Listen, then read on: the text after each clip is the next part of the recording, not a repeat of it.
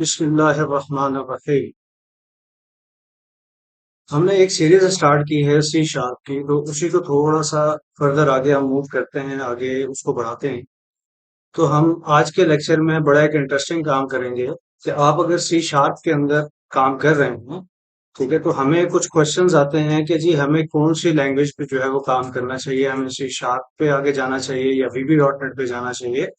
तो आज हम आप लोगों को ये गाइड करेंगे कि सी शार्प का जो हमने लास्ट काम किया था, जिसमें हमने splash screen, main form and login form से हमने मेन फॉर्म पे मूव किया था, और कुछ हमने कंपैरिजन पढ़ा था कि वीबी के अंदर करना हो तो कैसे इसको कर सकते हैं। तो आज का जो हम कंपैरिजन करेंगे वो ये करेंगे कि हम एक डेटा एक्सेस लेयर बनाएं, बिजनेस लॉजिक लेयर बनाएं, ठीक है, और हम लॉगिन का जो हमारा काम है वो हम एक छोटी सी टेबल बना के, डेटाबेस एक बनाएं, उसमें एक टेबल बना के हम वहां से अथेंटिकेट करवाएं। जब यूजर अथेंटिकेट हो जाए तो तब आप मूव कर सकें उसको मेन फॉर्म के ऊपर, अथेंटिकेशन के ऊपर, जब वो सक्सेसफुल हो।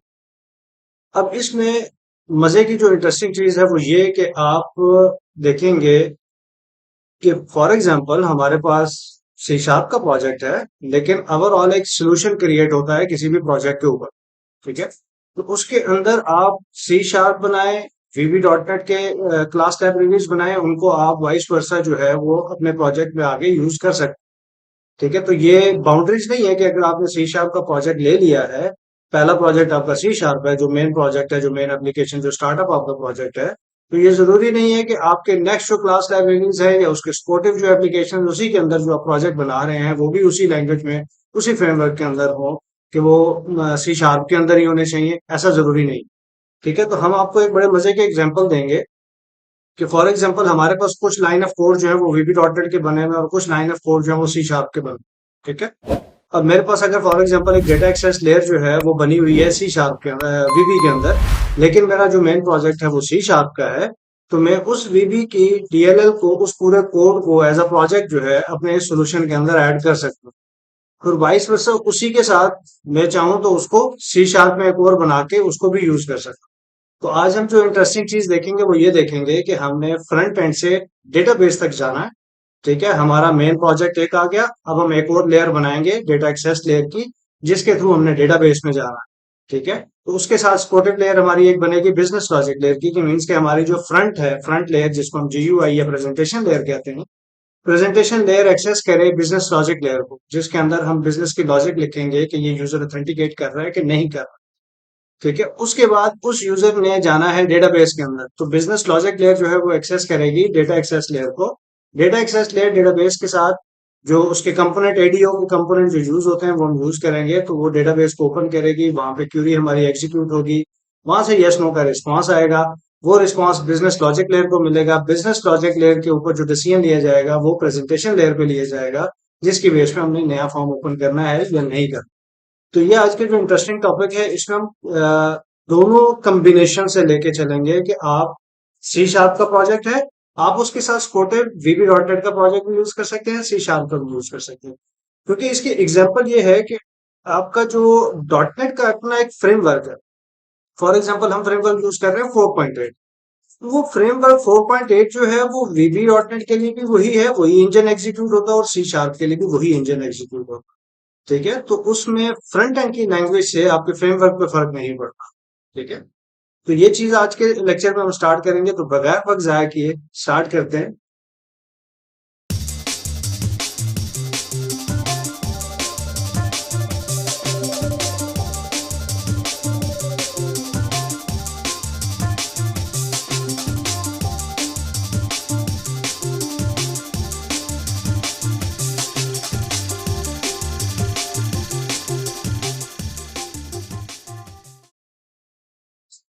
अच्छा जी, सबसे पहले हम क्या करते हैं कि जहां पे हमारा ये प्रोजेक्ट सेव है ये, ठीक है, मेरे पास जो पुरानी डेटा एक्सेस लेयर और बिजनेस लॉजिक लेयर है थर्ड एप्लीकेशन की वीबी के अंदर जो बनी हुई है, वो हम यहाँ पे लाएंगे। तो उसके लिए मैं क्या करता हूँ, दो फोल्डर बना देता हूँ। एक वीबी का, कि इसके अंदर जो हम क्लास लाइब्रेरीज बनाएंगे, जो प्रोजेक्ट्स बनाएंगे इसी सोल्यूशन के अंदर रहते हुए, वो वीबी के होंगे।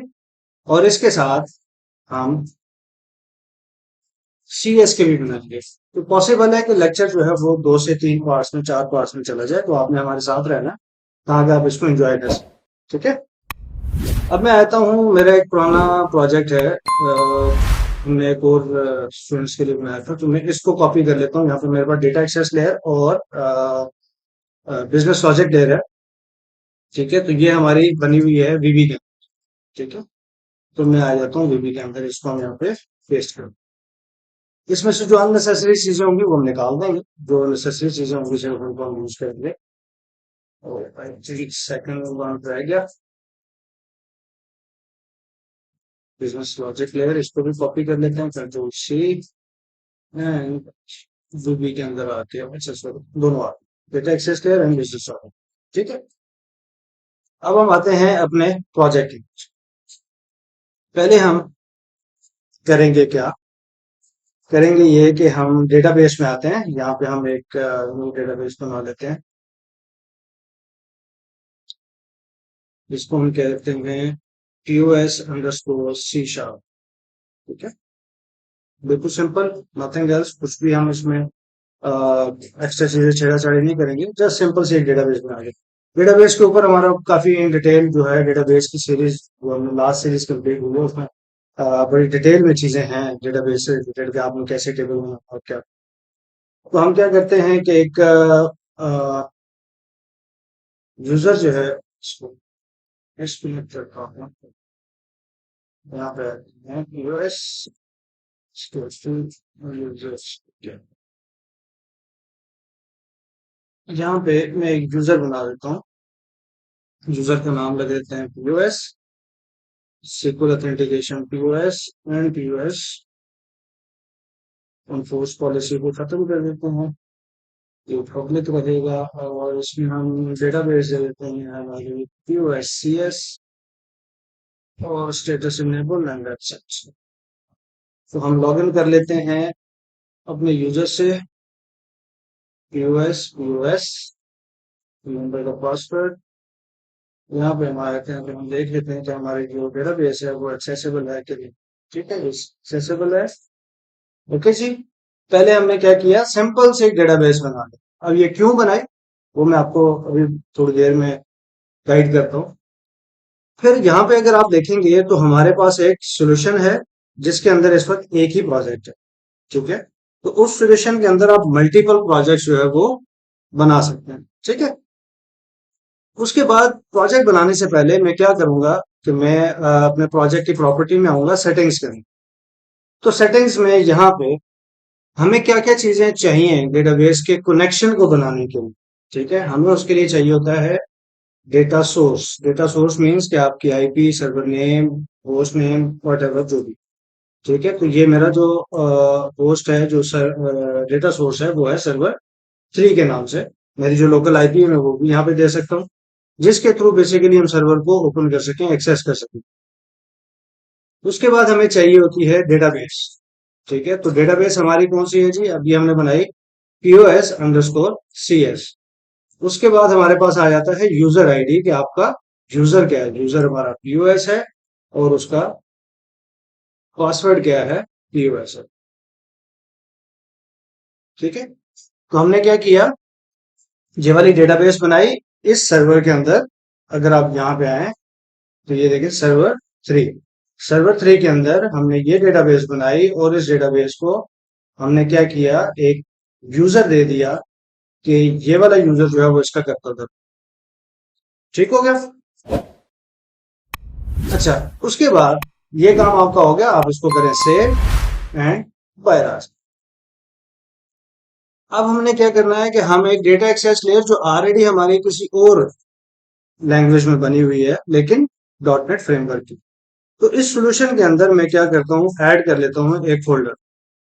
फोल्डर को मैं नाम दे देता हूँ वीबी का, और एक और फोल्डर ऐड कर देता हूँ और उसको नाम दे देता हूँ CS का, ताकि आपके पास सेग्रीगेट हो चीजें, आपको आइडिया हो कि कौन सी चीज किधर है। अगर आप उसको एक्सेस करना चाहें तो आपके लिए कंफ्यूजन। तो मैं वीबी के अंदर आके यहाँ से मैं ऐड कर लेता हूँ एग्जिस्टिंग प्रोजेक्ट। तो याद रहे वीबी के ना, मैंने एग्जिस्टिंग प्रोजेक्ट जो है वो कॉपी पेस्ट किया है अपने एक और प्रोजेक्ट से। तो मैं सिर्फ फिलहाल डेटा एक्सेस लेयर जो है इसको ऐड करता हूँ। तो यहाँ पे मैं प्रोजेक्ट को रीनेम भी कर देता हूँ, मैं इसको कहता हूँ ये DAL वीबी है। ठीक है, कि डेटा एक्सेस लेयर किसकी है, वीबी की। ऐड कर दिया। उसके बाद मैं इस प्रोजेक्ट की डेटा एक्सेस लेयर जो वीबी की है इसकी प्रॉपर्टी में आता हूँ, जहां पे मैं कुछ चीजें चेंज करता हूँ। इसका मैं जो नेम स्पेस है वो भी कहता हूँ DAL_VB है, और इसकी जो असेंबली नेम जो DLL बनेगी वो भी डॉट वीबी है। ये इंटरनल यूज के लिए, और ये एक्सटर्नल जो उसका नेम बनेगा असेंबली का वो। और क्लास लाइब्रेरी 4.8 प्रोजेक्ट के साथ है, तो 4.8 हमारा फ्रेमवर्क चल रहा है तो उसी के साथ। ठीक हो गया? दो चीजें। अब हम क्या करेंगे, इसके अंदर इसके अंदर एक क्लास बनी हुई है वीबी की। तो ये आपको यहाँ पे नजर आ रहा होगा कि ये वीबी प्रोजेक्ट है, और ये हमारा मेन प्रोजेक्ट जो सी शार्प। इंक्रिप्शन डिक्रिप्शन को मैं निकाल दूंगा, चलो बाद में देखते हैं इसमें। यहाँ पे मैं आया DAL के अंदर, तो यहाँ पे हमारे पास ऑलरेडी इसका जो कोड है वो लिखा हुआ है। इसको मैं बाद में आपको एक्सप्लेन करूंगा। डेटा मेंबर्स क्या हैं, प्रॉपर्टीज आपको कौन कौन सी चाहिए, ठीक है, और मेथड्स आपको कौन कौन से चाहिए डेटाबेस तक पहुंचने के लिए। तो यही डेटा एक्सेस लेयर जो है इसको हम सी शार्प के अंदर कंप्लीटली बिल्ड करेंगे अपनी, ताकि आप चीजों को अंडरस्टैंड कर सकें कि हमें कौन कौन से कंपोनेंट्स जो हैं वो चाहिए डेटाबेस तक। एडीओ डॉट नेट को पढ़ते हुए हम डेटाबेस तक पहुंच सके, तो कैसे हम जाएंगे, तो ये सारी चीजें हम करेंगे, इसको करेंगे। ठीक है, तो DAL, इसको भी मैं रीनेम कर देता हूँ VB, ताकि हमारी जितनी भी कंफ्यूजन है वो दूर हो जाए। DAL, ठीक हो गया? अच्छा, अब हम आते हैं कि फॉर एग्जांपल ये मेरी कुछ पब्लिक शेयर्ड प्रॉपर्टीज हैं जिनको सी शार्प के अंदर हम पब्लिक स्टैटिक प्रॉपर्टीज कहते हैं। ठीक है, तो VB के अंदर अगर मैंने सिंपल ये प्रॉपर्टी बना दी तो ये गेट एंड सेट बोथ काम करेगी। ठीक है, तो सी शार्प के अंदर भी हम प्रॉपर्टीज अभी लिखेंगे थोड़ी देर में। ठीक है, अच्छा, अब उसके बाद क्या होता है कि हमारा ये वाला प्रोजेक्ट जब स्टार्ट हो, तो इसकी सेटिंग्स के अंदर हमने कुछ इन्फॉर्मेशन दे दी कि ये मेरी डेटाबेस की इंफॉर्मेशन है। इसको लेटर ऑन जाके जब हम स्टडी करेंगे इंक्रिप्शन डिक्रिप्शन, जो कि हम ऑलरेडी प्रीवियस काफी लेक्चर्स में पढ़ चुके हैं, तो आप इनको हिडन भी कर सकते हैं कि आपकी जो क्योंकि ये आपकी जो एक्जी के साथ एक कॉन्फ़िग फाइल बनती है उसके अंदर जाके स्टोर हो। तो अगर आपने क्लाइंट साइड पे एप्लीकेशन दी हुई है और सर्वर आपका लाइव है, आपके पास है, तो यहाँ पे आपने अगर आपने क्रेडेंशियल उसके हाथ लग गए तो आपकी डेटाबेस को डायरेक्ट भी एक्सेस कर सकते हैं। तो उसको हाइड करने के लिए आप अपनी कस्टम इंक्रिप्शन डिक्रिप्शन जो है उसका इस्तेमाल कर सकते हैं। वो हम इंशाल्लाह आगे जाके पढ़ेंगे जब हम इंक्रिप्शन डिक्रिप्शन पे आए, तो फिर हम इसकी सेटिंग।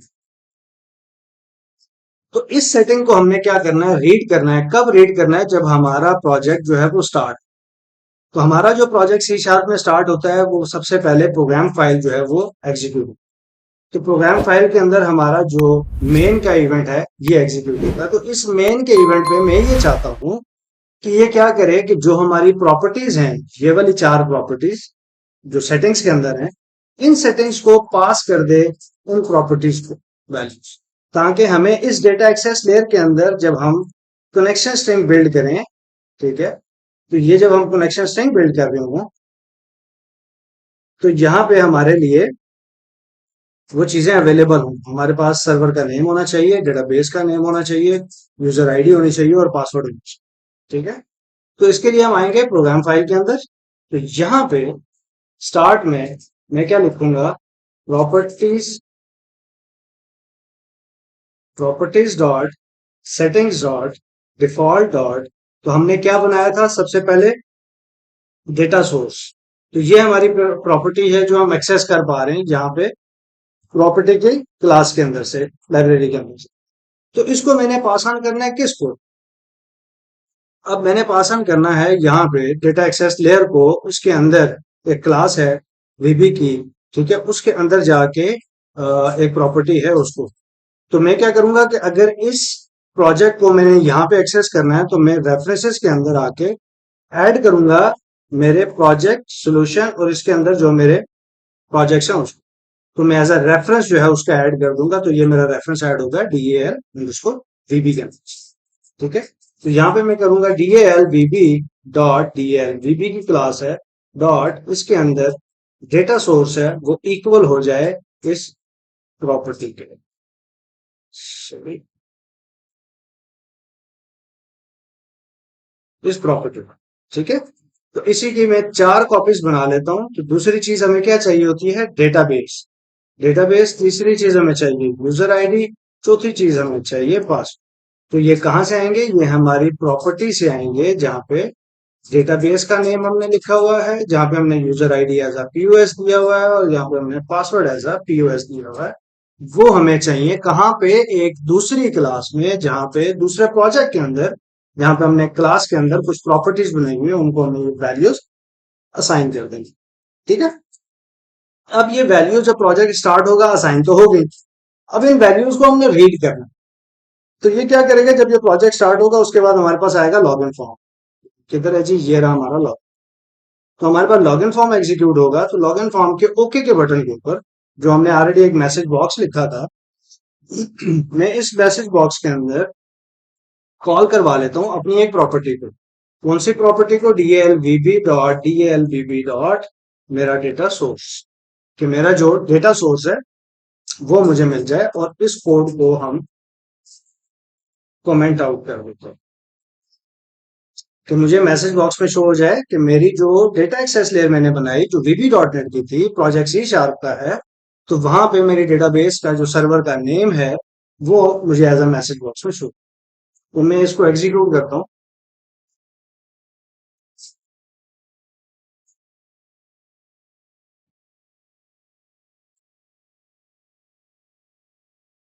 तो ये हमारे पास आ गया जी लॉगिन। मैंने ओके किया तो उसने कहा जी आपका सर्वर 3 है। तो सर्वर 3 हमने कहाँ दिया था? सेटिंग्स के अंदर दिया था सर्वर। तो ये जहां से उसको क्या कर रहा है? रीड कर रहा है। ठीक है। अच्छा, अब हमने करना ये है कि हम ये चाहते हैं कि मैं जब यूजर लॉगिन पे क्लिक करे, जब यूजर क्या करे? लॉगिन पे क्लिक करे, वो डेटाबेस में जाए, डेटाबेस के उस टेबल में चेक करे कि आया कि ये वाला यूजर जो यूजर नेम एंड पासवर्ड दिया गया है, ये एक्सेसिबल है कि नहीं है, मीन्स कि ये इसको अथॉरिटी है कि ये आगे एप्लीकेशन के मेन फॉर्म पे जा सके या ना जा सके। तो उसकी तरफ हम आते हैं। तो मैं डेटाबेस में आया, मैंने यहाँ पे एक नया न्यू टेबल क्रिएट कर लिया। टेबल के ऊपर भी बड़ा इन डिटेल हमारे 2 से 3 जो है वो लेक्चर्स हैं। मैं सबसे पहले तो इस यूजर को परमिशंस दे दूं। मैं दूसरे अपने लॉगिन से कनेक्ट करता हूँ। इस यूजर को हमने परमिशन दे दी।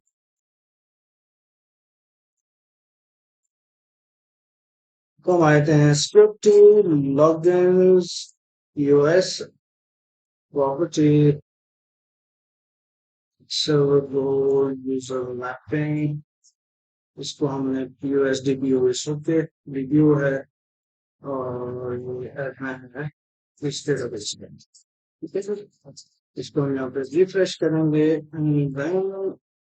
ठीक है, मतलब है क्योंकि यहाँ पे हम POS से लॉगिन है, नीचे मैंने जो मेरा एसए इक्वलेंट है उससे मैंने लॉगिन कर दिया, तो अब हमारे पास ये डेटाबेस में टेबल चाहिए। तो मैं टेबल पे देता हूँ यूजर आईडी। यूजर आईडी को हम कहते हैं ये nvar50 है, पासवर्ड nvar50 है। आप मल्टीपल चीजें दे सकते हैं, login name, user name, first name, last name, email, company, उसका डिपार्टमेंट, जो भी आप यूजर से रिलेटेड बनाना चाहें। तो हम जो है वो बेयर मिनिमम पे जा। ठीक है। और उसके बाद that's it. User ID and password. User ID को बेशक मैं कर देता हूँ और प्राइमरी की, इसको यहाँ पे ले आते हैं, इसको here। और इस टेबल को हम कह देते हैं जी यूजर्स, कि यहाँ पे क्या है जी? यूजर्स। ठीक है। तो हमारे पास एक टेबल क्रिएट हो गया। अब इस टेबल के अंदर हमने कुछ एंट्रीज करनी है, तो मैं कहता हूँ इंसर्ट इनटू यूजर्स। इसमें हम कर देते हैं एडमिन, पासवर्ड को कर देते हैं एडमिन। ठीक है जी। ये हम उसमें हमने एक वैल्यू इंसर्ट कर दी। अच्छा, अब हम आते हैं जी सेलेक्ट स्टार एक फ्रॉम यूजर्स। तो यहाँ पे हमारे पास एक वैल्यू आ गई, वेयर हम क्या कहेंगे? User ID equal to admin and password equal to admin. So तो ये हमें बता रहा है एडमिन एंड एडमिन। हम कैपिटल दें, बड़ा दें, तो हमने कोई अभी रिस्ट्रिक्शन नहीं लगाई हुई कि हम कैपिटल के साथ दें या स्मॉल के साथ दें, तो बहुत केसेस में वो हमें डेटा रिटर्न करेगा। अब हम क्या करते हैं, यहाँ पे कर देते हैं कोलेन। हम क्या यूज करते हैं जी? Latin case sensitive, case insensitive और केस सेंसिटिव। ठीक है। तो अब इस केस में हमारे पास जब हम केस सेंसिटिव कर लेंगे तो फिर एग्जैक्ट वही होना चाहिए जो है, जो कि आपका डेटाबेस में है। तो हमने सिर्फ पासवर्ड के साथ केस सेंसिटिव कर दिया, तो ये हम केस सेंसिटिव दे सकते हैं कि जो यूजर ने पासवर्ड रखा हुआ है वही आए। तो ये आप यूजर नेम एंड पासवर्ड दोनों के साथ कराना चाहें तो दोनों के साथ आप केस सेंसिटिव कर सकते हो कि दोनों डिट्टो होने चाहिए, एग्जैक्ट होने चाहिए, तब आपका लॉगिन। ठीक है, तो ये आप बाउंड्रीज लगा सकते हैं। ठीक है, तो हम क्या करते हैं, इसी के लिए एक प्रोसीजर बना लेते हैं, क्रिएट प्रोसीजर। ये भी डेटाबेस के अंदर हम इन डिटेल पढ़ चुके हैं, तो इसलिए जो चीजें हम डेटाबेस में बहुत डिटेल में और end to end single topic के साथ पढ़ चुके हुए हैं, तो उसको मैं ज्यादा यहाँ पे फोकस नहीं कर रहा, क्योंकि यहाँ पे हमारा जो इस वक्त फोकस है वो है, हमने combination with the VB and C sharp के साथ हमने data access layer and business logic layer बना। ठीक है, तो मैं प्रोसीजर क्रिएट करता हूँ, वेरीफाई यूजर, और यहाँ पे हम देखते हैं यूजर, यूजर आईडी जो है वो हमारे पास एन बार 450 हमने रखा हुआ है, पासवर्ड एन बार 450 हमने रखा हुआ है। तो ये हमारे दो पैरामीटर्स हैं। ठीक है, उसके बाद हम आते हैं जी, यहाँ पे हमने कहा हुआ है जी यूजर आईडी इक्वल टू जो है वो हो जाए user ID and password equal to हो जाए password with case sensitive colon के साथ। ठीक है, तो ये हमने प्रोसीजर क्रिएट करना है वेरीफाई यूजर। ठीक है, ये हमने एग्जीक्यूट किया, यहाँ पे हम आए तो हमारे पास एक स्टोर प्रोसीजर बन गया वेरीफाई यूजर। तो हम इसको एग्जीक्यूट करके चेक करते हैं, execute verify user. User ID पे हमने कोई रिस्ट्रिक्शन नहीं लगाई, लेकिन हमने पासवर्ड पे जो है वो केस सेंसिटिव की रिस्ट्रिक्शन लगाई हुई है। तो ये हमें यूजर आईडी एंड पासवर्ड जो है वो रिटर्न। ठीक है, तो इसमें आप बाकी चीजें भी डाल सकते हैं, मैं बेयर मिनिमम पे जाए। तो यह हमारा प्रोसीजर तक का काम हो। अब हम आते हैं जी यहाँ पे, यहाँ पे हमने क्या करना है कि हमने पहला पार्ट हम करेंगे कि सी शार्प के मेन प्रोजेक्ट के साथ रहते हुए वीबी डॉट नेट के डेटा एक्सेस लेयर और बिजनेस लॉजिक लेयर के थ्रू हम डेटाबेस में जाएं, ऑथेंटिकेशन करें और लॉगिन की तरफ चले जाएं मेन। ठीक है, अगर ऑथेंटिकेशन ठीक नहीं है तो हम वहां पे एरर शो करवा दें कि आपका यूजर नेम या पासवर्ड गलत है या अवेलेबल नहीं है या एक्स वाई जी जो। ठीक है, तो यहाँ पे मैं इस लेक्चर को क्लोज करता हूँ क्योंकि काफी लेंथी होता जा रहा है। तो नेक्स्ट लेक्चर में हम क्या करेंगे कि हम डेटा एक्सेस लेयर को थोड़ा सा मिनिमम सा स्टडी करेंगे कि हमने वीबी डॉट नेट के अंदर इसको कैसे बनाया। आल दो के हम प्रीवियस हमारी जो सीरीज हैं उनके अंदर बहुत डिटेल में हमने इसको स्टडी किया हुआ एक एक लाइन की।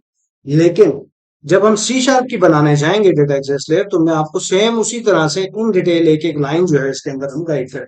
ठीक है, तो नेक्स्ट लेक्चर तक के लिए हमें इजाजत दीजिएगा, अपना ढेर सारा ख्याल रखिएगा। फी अमान।